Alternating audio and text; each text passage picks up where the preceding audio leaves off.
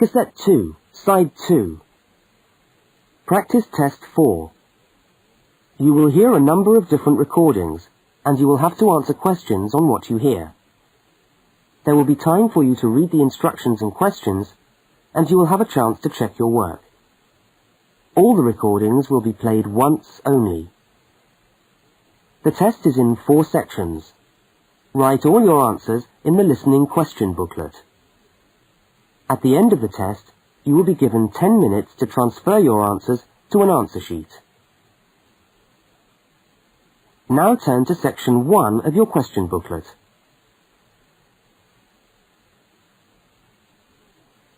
Section 1. 2 students meet on the university campus. They start a conversation together. First, look at questions 1 to 5. For each of the questions, 4 alternatives are given. Decide which of the alternatives, A, B, C or D, best fits what you hear on the tape, and circle the appropriate letter.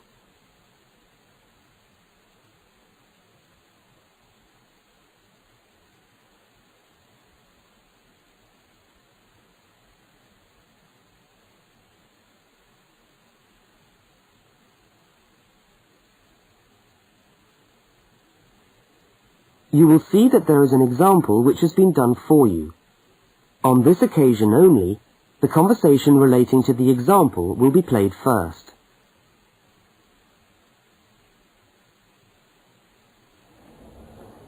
Excuse me, can you help me? I was looking for the main hall. No, maybe I can actually. I'm looking for the main hall too. I think it's in the administration building. Are you a new student? Yeah, I am. The man says he's looking for the main hall too. So A has been circled. Now we shall begin. You should answer the questions as you listen, because you will not hear the recording a second time. Now listen carefully to the first conversation and answer questions 1 to 5.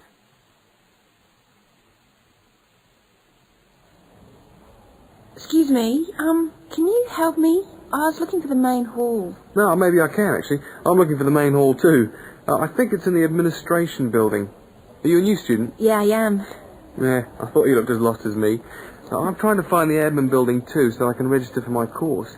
I don't seem to be having much luck. Well, look, according to this map of the campus here, you go straight up the steps, turn left, and the building's on the right.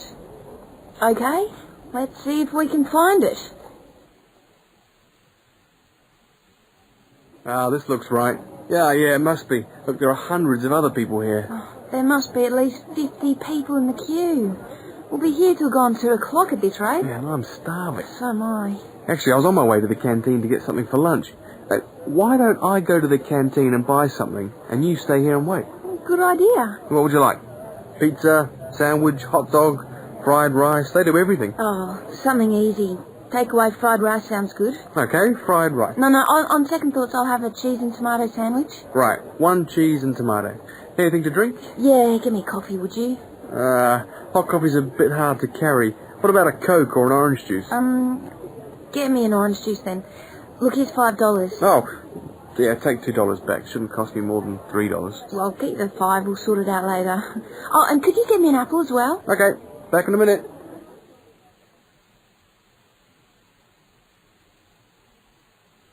The woman speaks to the clerk about registering at university. Look at questions 6 to 10.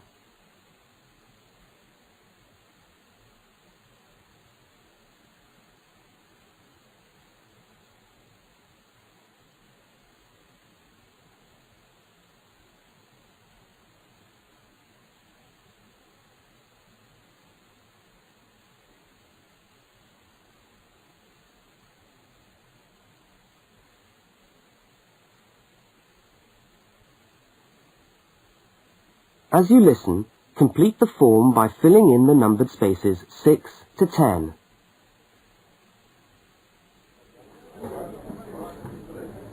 Oh, hello. I'm here to register for the first year law course. Oh, I'll just have to fill out this form for our records. What's your name? Julia Perkins. Can you spell that for me? Yeah, that's JULIAPERKINS.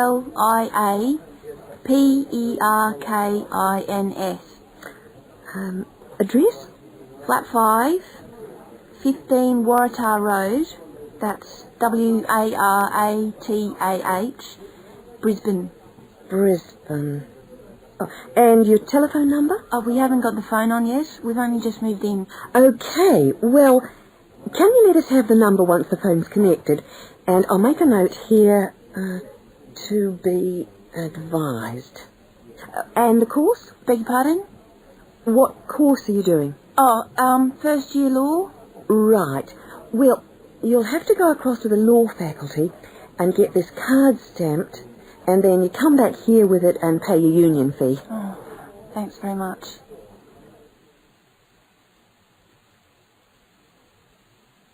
The man and the woman meet up again. Look at questions 11 and 12 and circle the correct answer.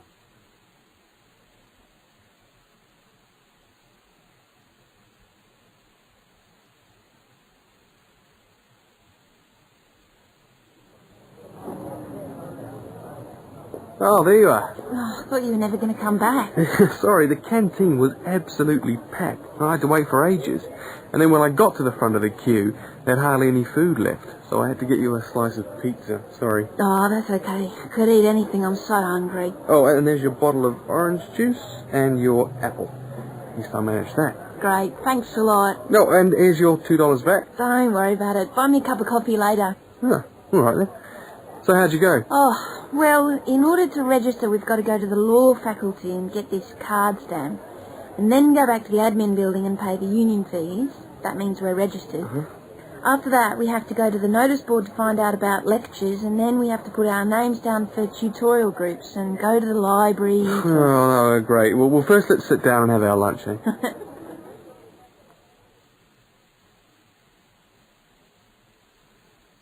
That is the end of section 1. You now have half a minute to check your answers.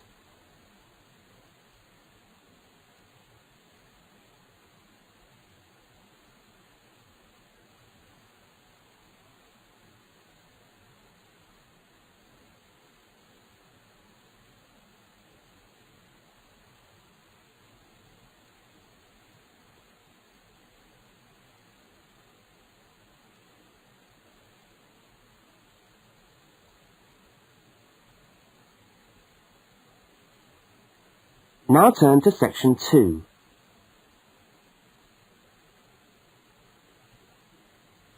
Section 2. You are going to hear a talk about banks in the UK. First, you have some time to look at questions 13 to 17.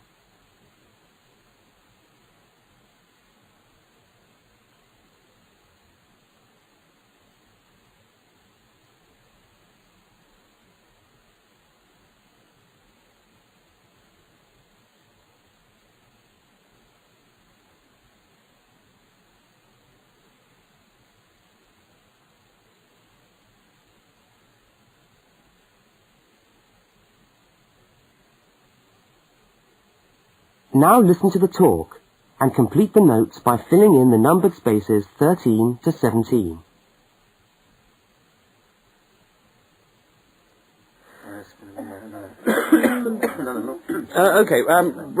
Thanks for turning up today. Thanks for turning up today to this short talk I'm going to give on student banking. Many of you are unfamiliar with the way banks work in this country, and today's talk should just give you a few starting points. I will, of course, answer any questions at the end. Right, well, as you probably know, you'll need to open a bank account while you're here, and it's the safest place to keep your money. And it's best to open an account with one of the major banks. You should each have a handout with the names and addresses. Yeah? Right. There's Barclays in Realty Square, National Westminster in Preston Park, Lloyd's in City Plaza, and Midland in Hope Street. Okay, all these banks offer special student accounts. However, it's important to note that as an international student, you'll not necessarily be eligible for all the facilities offered to resident students. Now, as an international student, you will need to provide evidence that you can fund yourself for however long your course lasts. Banks have different policies, and the services that they'll offer you will depend on your individual circumstances and on the discretion of the bank manager involved. So it's a matter of going there and finding out about your own particular situation. Right. When you do go to open a bank account, you should take some documentation with you. I've already mentioned that you must be able to support yourself. In addition to this, most banks ask you to bring your passport and your letter or certificate of enrolment. Okay? Now, by far the most useful type of account to open is a current account. When you do this, you will actually get what is called a student account, which is a current account with special concessions for students. When you open the account, the bank will give you a checkbook, and you can use this to draw money out as you need it. If you need to write cheques in shops, you'll also need a cheque card. This is really an identity card, which guarantees that correctly written cheques up to the value stated on the card will be honoured by the bank. Okay? Everybody with me?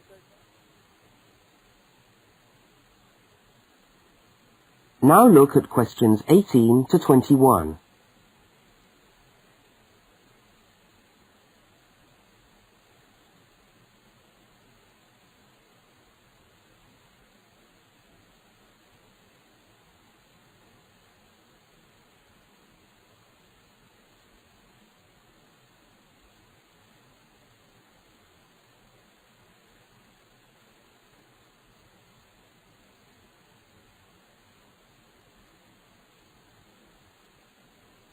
As you listen to the rest of the talk, complete the rest of the notes in the spaces numbered 18 to 21. Right, if you want to draw out cash for yourself, you can make the cheque payable in your own name or to cash. You can also withdraw cash from a cash point machine with a cash card. Now, these are extremely useful as they enable you to withdraw cash from your account during the day or at night. There is also another card called Switch or Delta, and you can use this to pay for things in shops. It takes the money right out of your account, so you don't need your checkbook. Now, you may want to take more money out of the bank than you have in it. This is called having an overdraft. Be very careful with this. You should not do this without permission from your bank. Overdrafts usually incur charges, though some banks offer interest-free overdrafts to some students. But find out before you get one, right? Well, that just leaves opening times. When can you go? Banks used to be open from 9:30 a.m. until 3:30 p.m. from Monday to Friday. But many main branches are now open until 4:30 or 5 p.m. on weekdays, and some of the bigger branches in London and other major cities are now open for a limited time on Saturdays. Okay, any questions? That is the end of section 2. You now have half a minute to check your answers.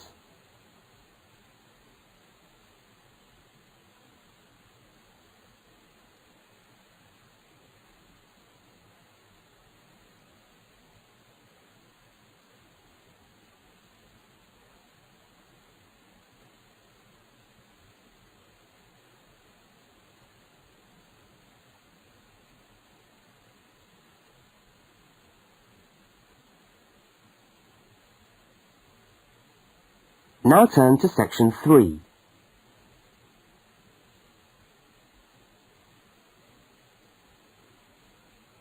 Section 3. Two students, Dawn and Ilmar, are discussing a project that they are working on together. First, you have some time to look at questions 22 to 25.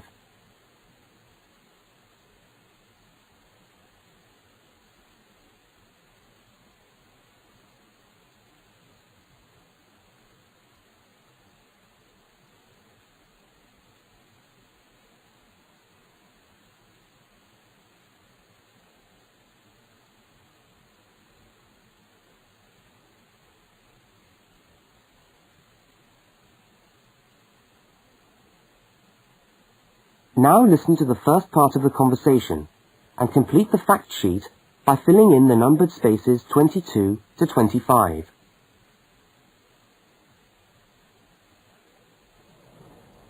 Hi, Dawn. Oh, hi, Omar. I'm glad I've bumped into you.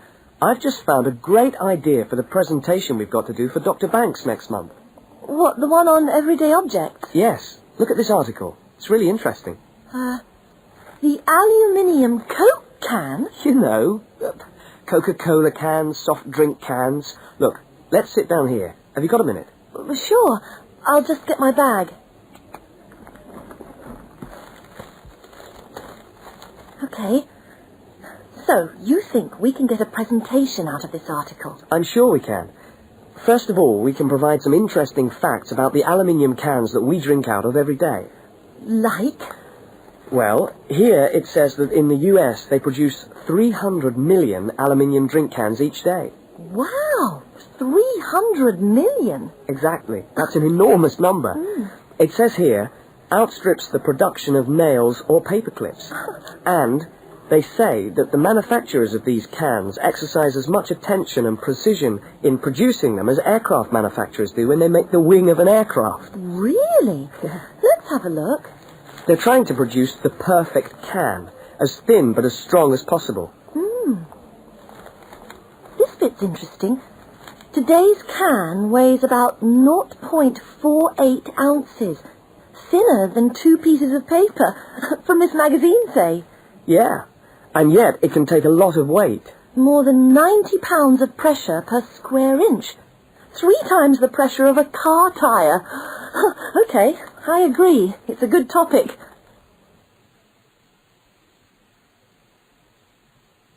Now look at the diagram of the aluminium can and at questions 26 to 31.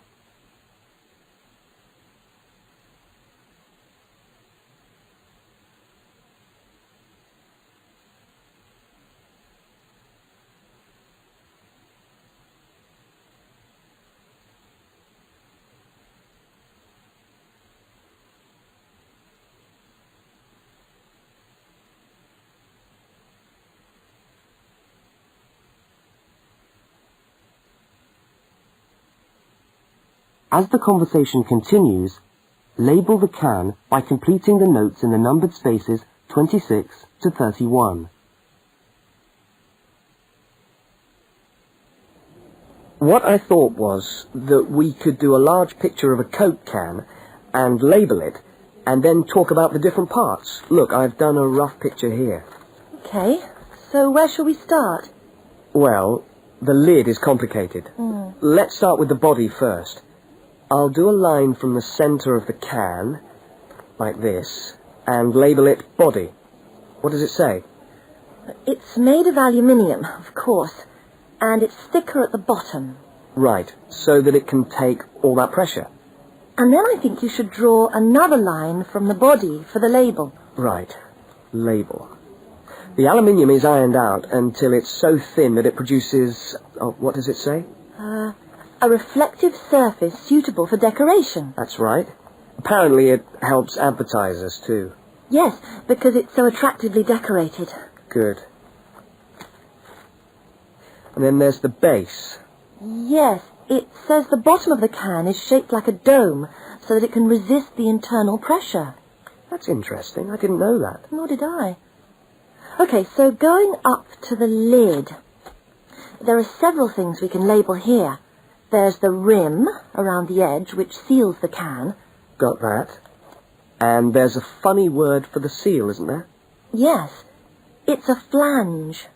What does it say about it? Well, the can's filled with Coke or whatever, and after that the top of the can is trimmed and then bent over to secure the lid.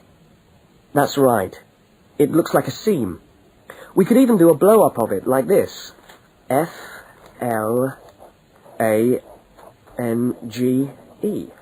Yes, that would be clearer.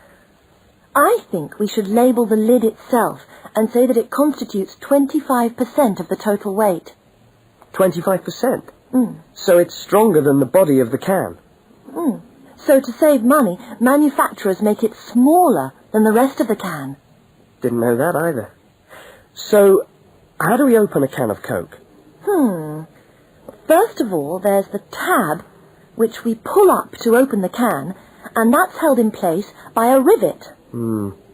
I think that's too small for us to include. I agree, but we can talk about it in the presentation. We can show the opening, though. That's the bit of the can that drops down into the drink when we pull the tab. Yeah, hopefully. Sometimes the tab just breaks off. I know. Anyway, the opening is scored so that it pushes in easily but doesn't detach itself. Okay. We can show that by drawing a shadow of it inside the can. Like this. I'll label it Scored Opening. Great. Well, I think we've got the basis of a really interesting presentation. Let's go and photocopy the article. Fine. I'll take it home and study it some more. That is the end of section 3. You now have half a minute to check your answers.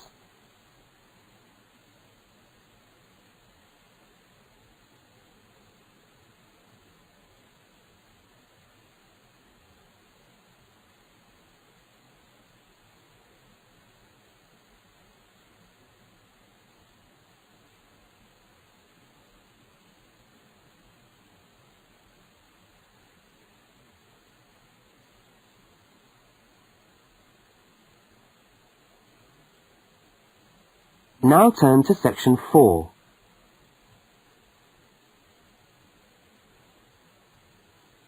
Section 4. You are going to hear part of a short university lecture. First, look at questions 32 to 42.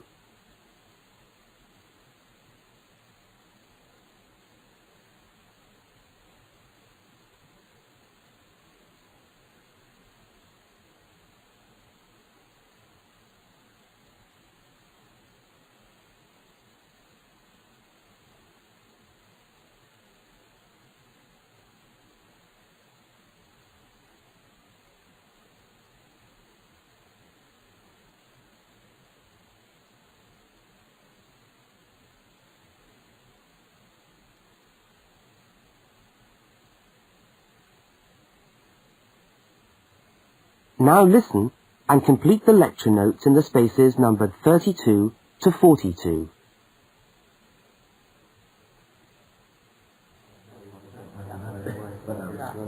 Good morning and welcome to the university's open day and to our mini lecture from the Sports Studies Department.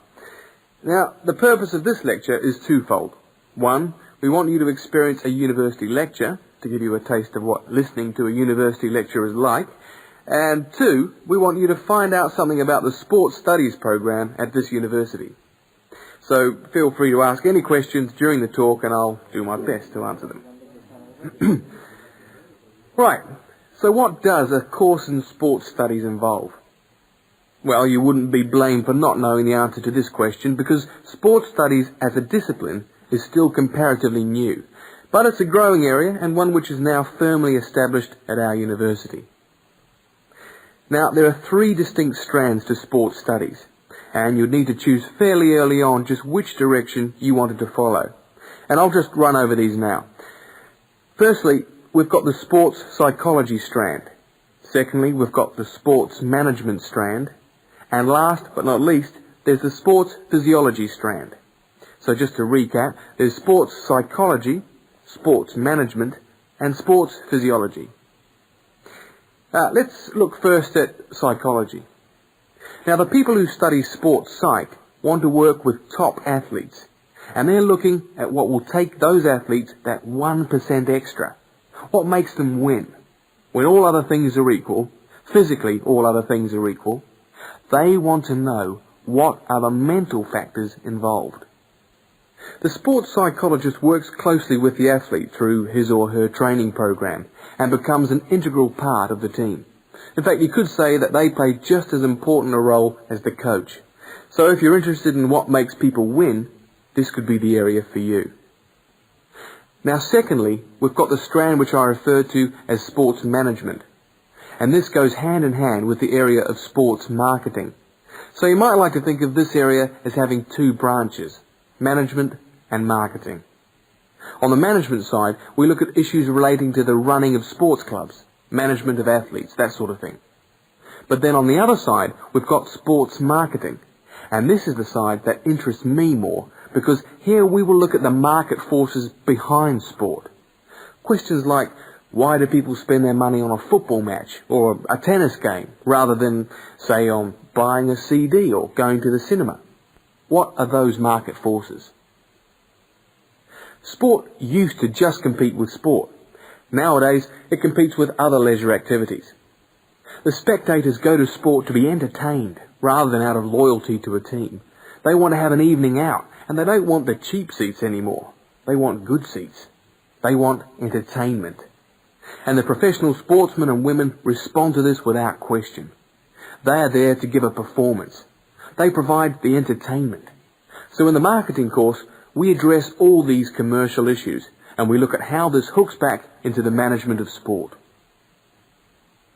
Now, the third branch of sports studies sometimes comes under another name and is also known as exercise science. And again here, we find that there are two distinct types of exercise science. The first is working very much at the macro level, what I call the huffing and puffing people. So this looks at fitness testing, body measurements, all that sort of thing.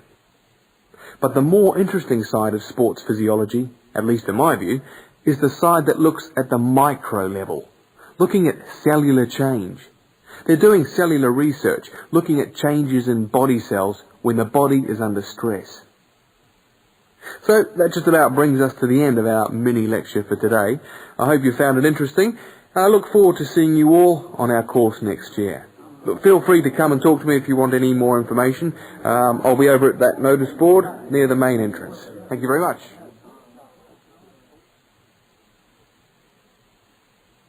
That is the end of section 4. You now have half a minute to check your answers.